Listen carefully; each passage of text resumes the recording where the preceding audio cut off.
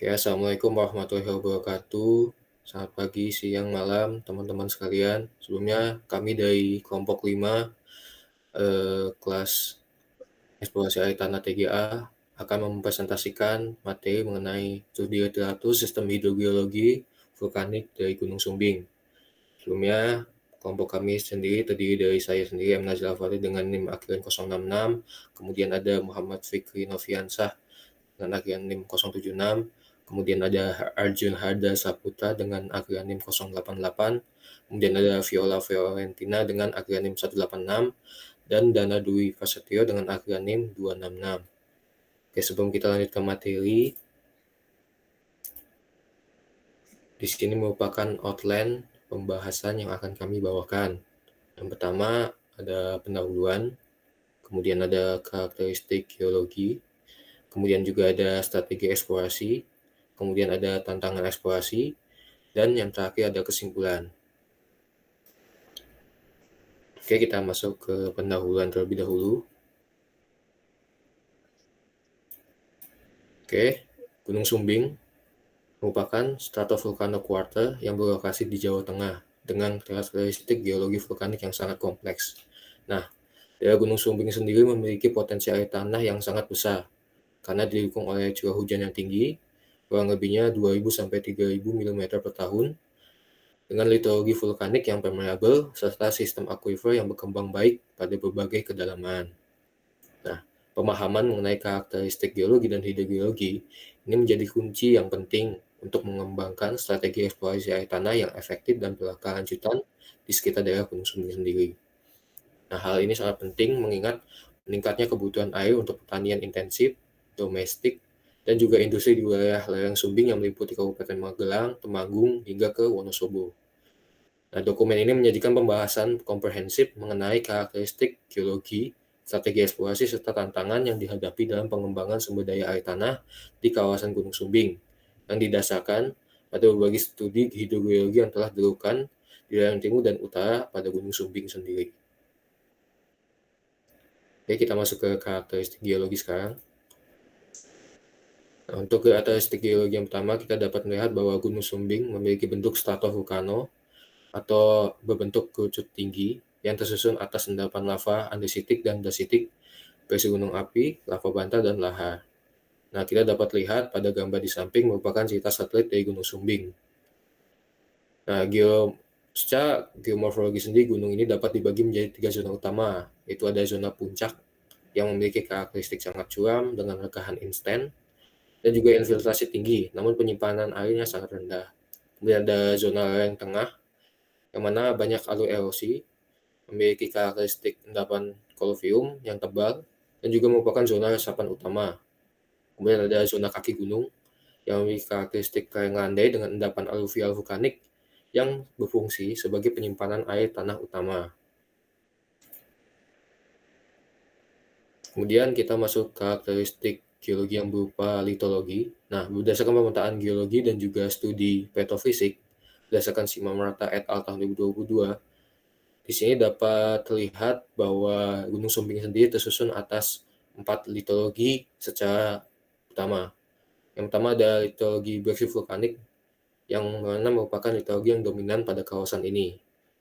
Nah, beraksi vulkanik ini bersifat open framework dengan letakkan intensif dan merupakan aquifer utama dengan kualitas metrik mencapai 55,34%.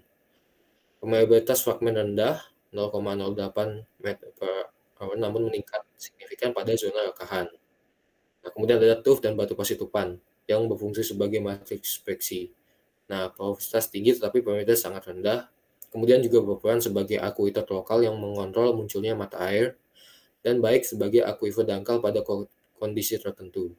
Kemudian ada lava andesit yang umumnya kompak dan masif, dan kemudian menjadi akuifer produktif saat terkekarkan atau bersifat vesikuler. Kemudian juga porositas rekahannya mencapai 22,81%, dan juga rekahan dapat menjadi jalur akuifer dalam. Kemudian terakhir ada endapan aluvial dan kolokium.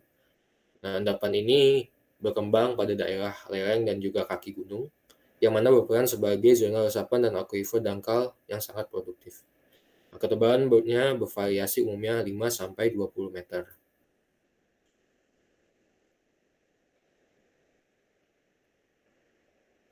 Selanjutnya merupakan karakteristik geologi yang didasarkan oleh struktur, di mana daerah Gunung Sumbing sendiri ini dikontrol oleh struktur geologi yang sangat kompleks. Di antaranya yaitu banyak sesar yang berarah northwest, southeast, dan north sama south, terutama pada lereng timur. Struktur ini mengontrol beberapa bagian, di antaranya jalur aliran air tanah, kemudian konsentrasi kemunculan mata air, dan daerah resapan dalam zona rekahan. Kemudian keberadaan rekahan dan sesar kecil ini sangat mempengaruhi dari pola mata air yang cenderung menjadi acak atau tidak mengikuti garis struktur tunggal.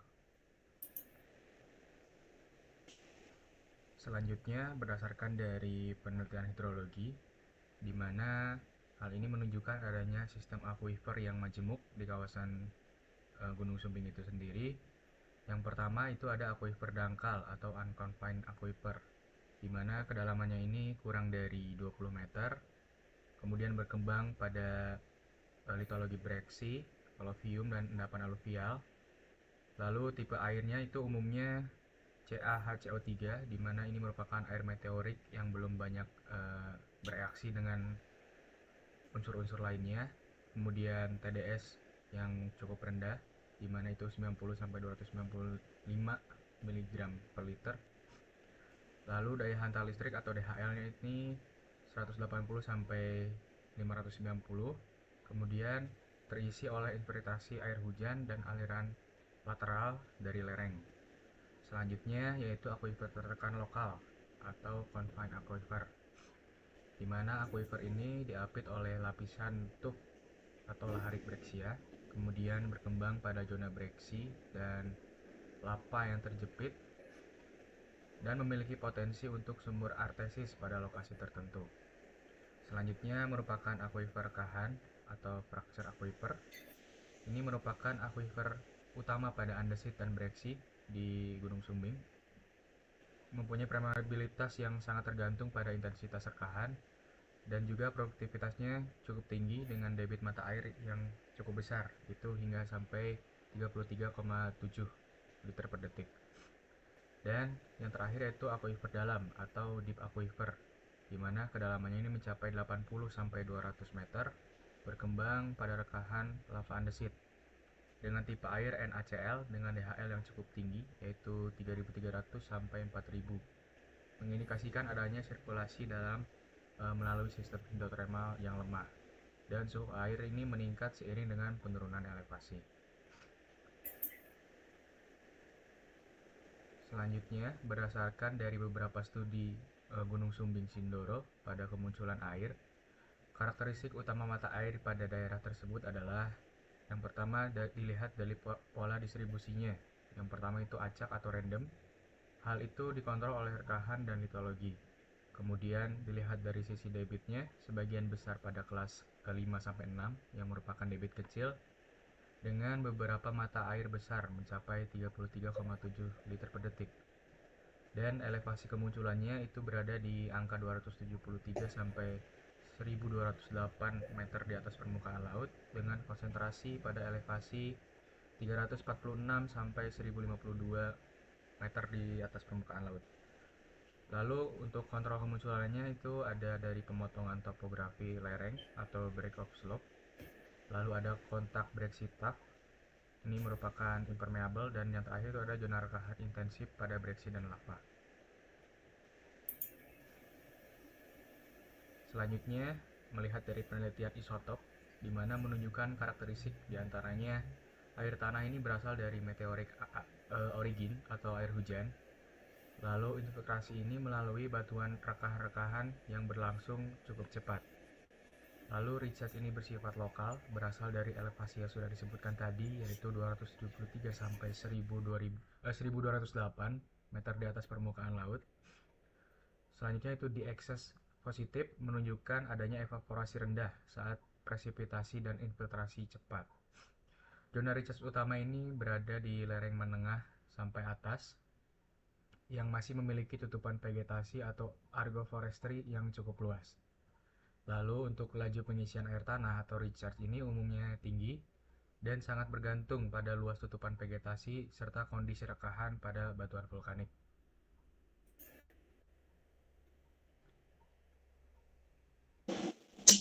Selanjutnya adalah strategi eksplorasi dan pengembangan.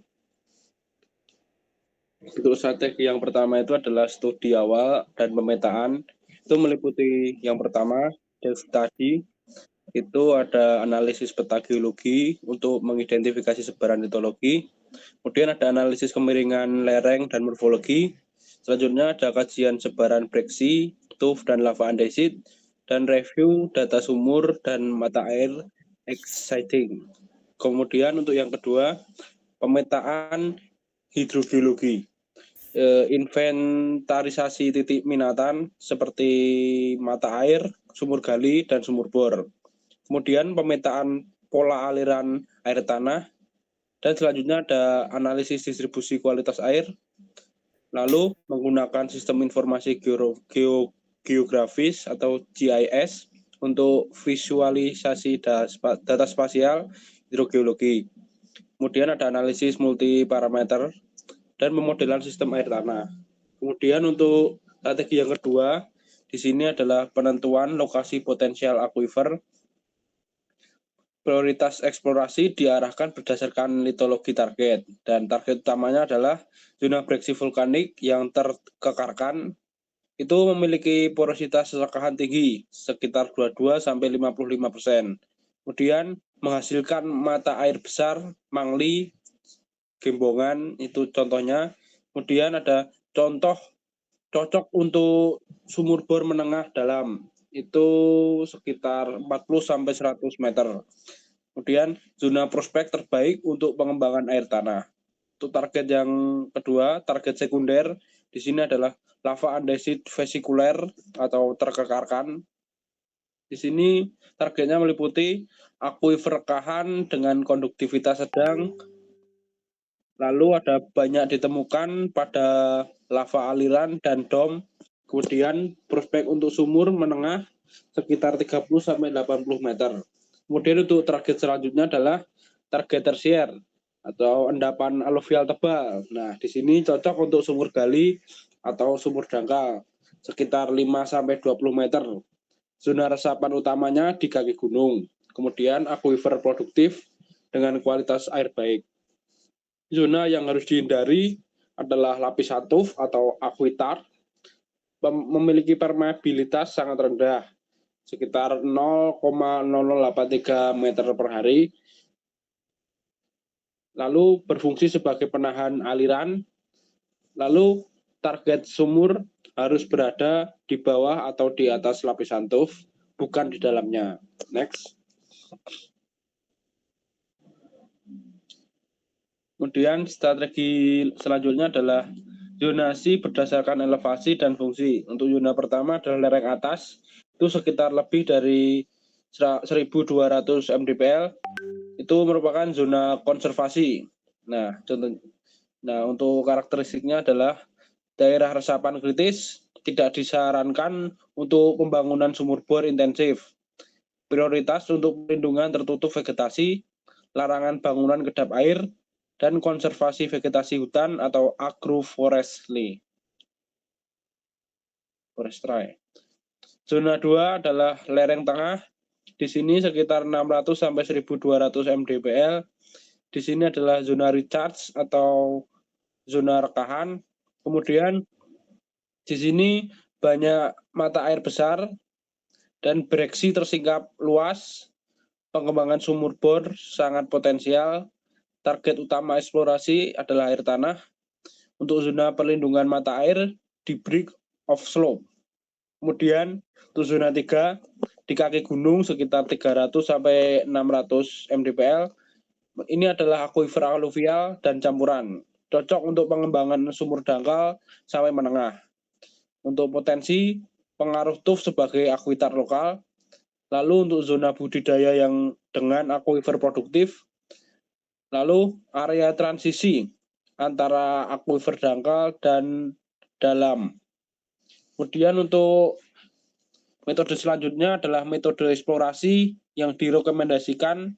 Itu yang pertama adalah geolistrik atau geolistrik tahanan jenis, phase atau dua dimensi imaging. Ini efektif untuk menentukan kedalaman lapisan breksi dan lava. untuk menentukan ketebalan tuff atau akuitar, untuk menetapkan zona jenuh air, untuk mendeteksi ketebalan lapisan kolovium, untuk mengetahui kedalaman muka air tanah. Next. Untuk strategi selanjutnya masih dalam strategi metode eksplorasi. Itu yang selanjutnya adalah metode geofisika lanjutan untuk akuifer dalam. Sini gaya berat dan magnetik. Ini untuk mendeteksi struktur rekahan dan anomali lava. Lanjutnya ada geolistrik deep sounding. Ini untuk mendeteksi akuifer rekahan andesit pada kedalaman lebih dari 80 meter. Kemudian ada seismik refraksi di sini untuk menentukan batas antar formasi batuan. Kemudian untuk metode selanjutnya adalah pengeboran test well. Di sini dilakukan setelah anomali geolistrik jelas. Pertama adalah sumur uji dangkal 20-50 meter.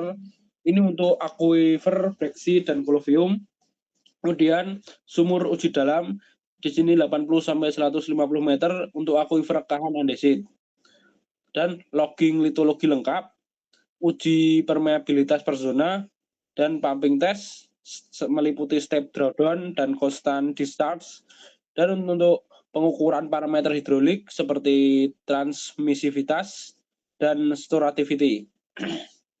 Untuk yang D, selanjutnya adalah analisis isotop untuk identifikasi recharge area. Di sini sudah terbukti efektif di lereng timur Sumbing menurut paper yang kita kaji. Yang pertama adalah menentukan elevasi zona resapan. Yang kedua, memetakan konektivitas antar mata air. Ketiga, mengidentifikasi dampak perubahan tutupan lahan. Keempat, membedakan sistem akuifer yang berbeda. Terus selanjutnya adalah metode survei struktur geologi. Nah, mengikuti jalur sesar dan kelurusan lembah sebagai pathway air tanah.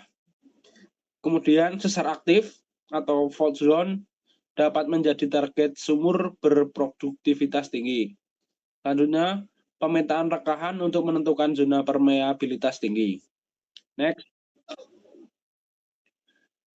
Untuk metode untuk strategi selanjutnya adalah uji hidrolik dan hidrokimia.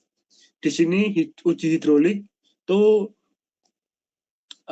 meliputi pumping test untuk menentukan transmissivity dan storativity, dan yang kedua step drawdown test untuk mengetahui efisiensi sumur, kemudian recovery test untuk parameter aquifer, dan selak test untuk permeabilitas lokal. Untuk analisis hidrokimia di sini meliputi analisis ion mayor seperti yang terkandung di dalamnya seperti Ca, Mg, Na, K, HCO2, SO4, dan Cl. Kemudian ada metode Kurloff atau Steve diagram untuk menentukan tipe air. Kemudian ada identifikasi konektivitas antar akuifer dan monitoring kualitas air secara berkala air tanah. Untuk strategi selanjutnya itu adalah pendekatan terintegrasi untuk konservasi. Di sini melakukan prinsip pengelolaan berkelanjutan untuk memastikan ketersediaan kualitas dan kuantitas air tanah yang berkelanjutan. Yang pertama adalah pemahaman sistem akuifer, karakterisasi sistem akuifer secara komprehensif. Selanjutnya ada identifikasi area imbuhan dan lepasan. Selanjutnya adalah pemahaman pergerakan air tanah, monitoring sifat fisika kimia air tanah, zonasi konservasi air tanah seperti zona imbuhan, perlindungan ketat, dan larangan eksploitasi. Untuk zona perlindungan merupakan pembatasan pengambilan air. Untuk zona budidaya itu pengembangan terkontrol dengan monitoring. Untuk monitoring berkelanjutan, pembangunan jaringan monitor, dan untuk pengukuran parameter berkala seperti muka air, debit, dan kualitas. Selanjutnya ada evaluasi tren jangka panjang. Selanjutnya early warning system untuk penurunan muka air tanah. Selanjutnya ada pendekatan partisipatif, keterlibatan masyarakat lokal dalam pengelolaan. Kemudian ada edukasi tentang konservasi air tanah. Kemudian ada pengelolaan berbasis komunitas. Kemudian ada pembentukan kelompok pengguna.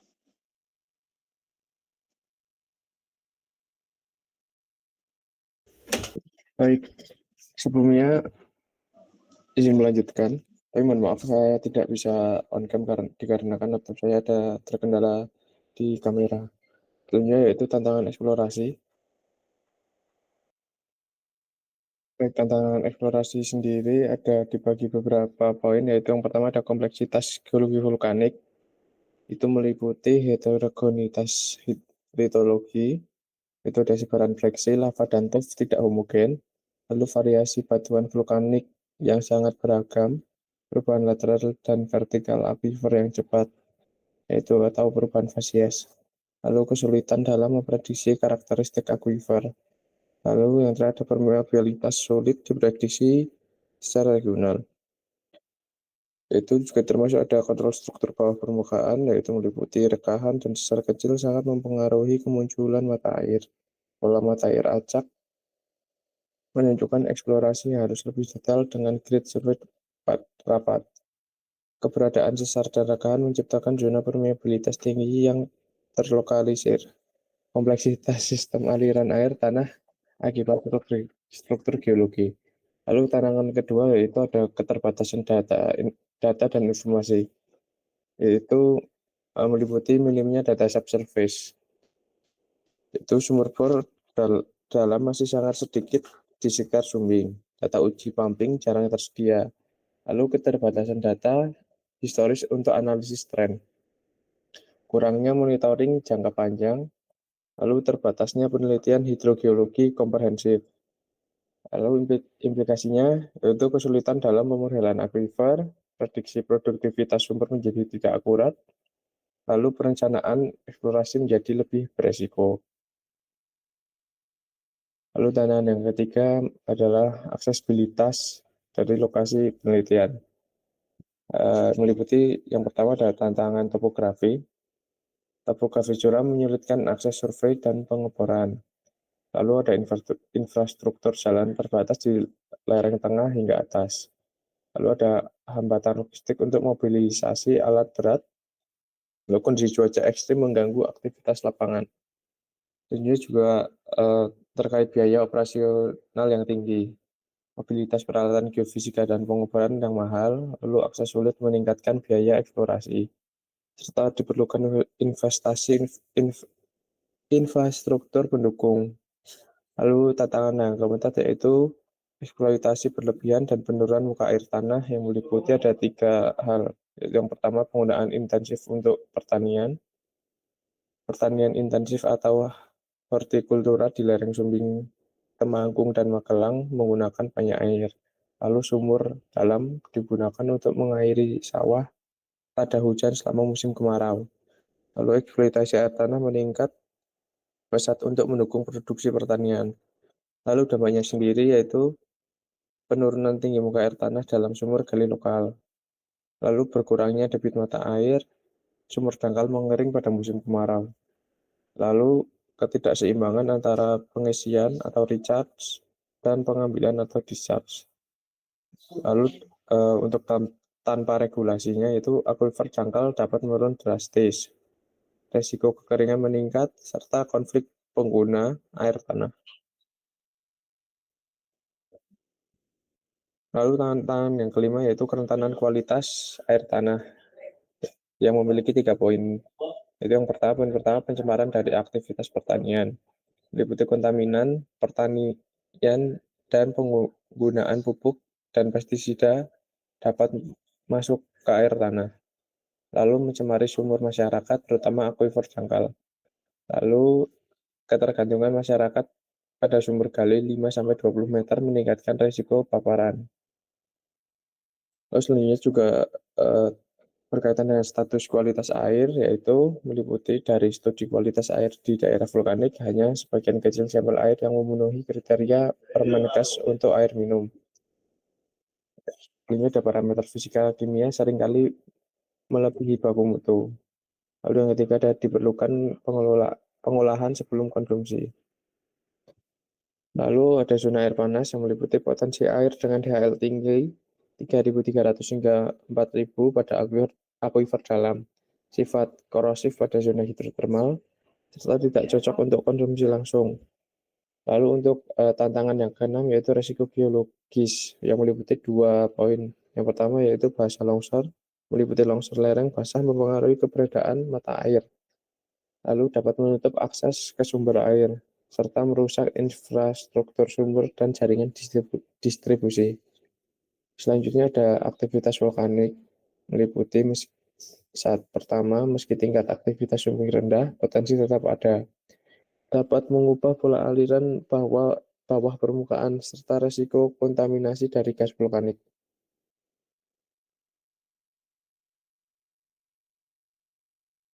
Untuk tantangan yang ketujuh yaitu ada perubahan iklim.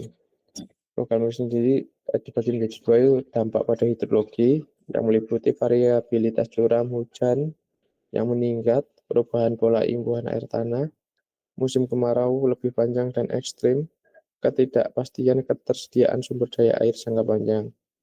Lalu yang kedua ada adaptasi diperlukan, yaitu sistem monitoring dan early warning, penyesuaian strategi pengelolaan air tanah, serta diversifikasi sumber air.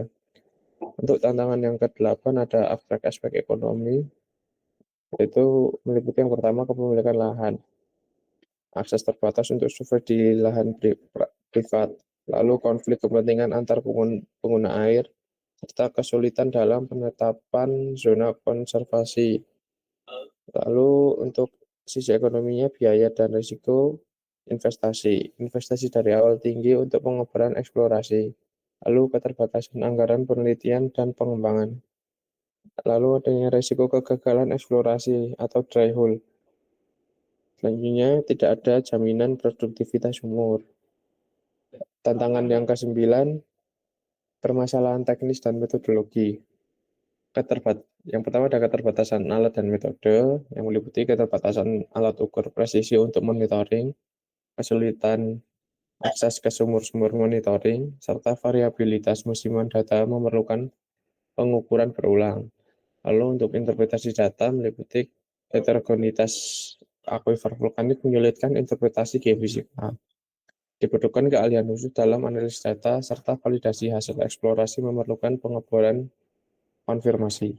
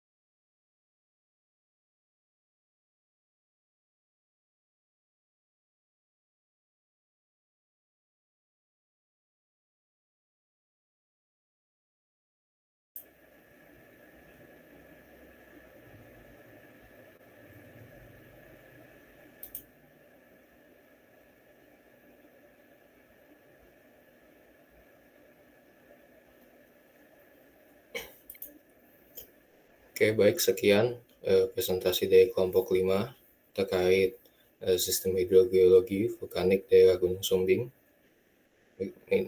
Kurang lebihnya mohon maaf dari materi yang telah kami sampaikan. Wassalamualaikum warahmatullahi wabarakatuh.